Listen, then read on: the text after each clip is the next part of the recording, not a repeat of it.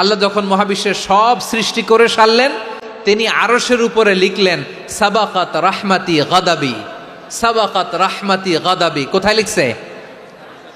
আরশের উপরে। আওয়াজ করে বলেন তো কোথায় লিখেছে? আরশের উপরে আল্লাহ লিখলেন সাবাকাত রাহমাতি গাদাবি।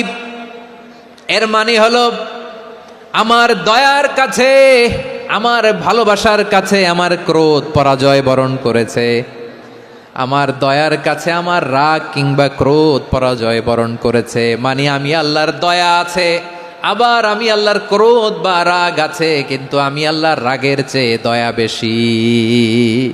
আওয়াজ করে বলেন, আল্লাহর রাগ বেশি না দয়া বেশি? আল্লাহর যদি রাগ থাকতো আমরা বাঁচতে পারতাম? যে পরিমাণে আকাম খুকাম আমরা করি, অপকর্ম করি, অন্যায় করি, জুলুম করে জুলুমের আড্ডাখানা বানিয়ে রেখেছি গোটা দুনিয়াকে, আল্লাহ যদি মুহূর্তে মুহূর্তে রেগে যেতেন আমরা বাঁচতে পারতাম? মহাবিশ্ব সৃষ্টির পরেই তিনি আরশের উপরে লিখেছেন সাবাকাত রাহমাতি গাদাবি, মানে আমি আমার দয়ার কাছে আমি আল্লাহর ক্রোধ, রাগ, ক্ষোভ এটা পরাজিত হয়েছে। সুবহানাল্লাহ বলেন।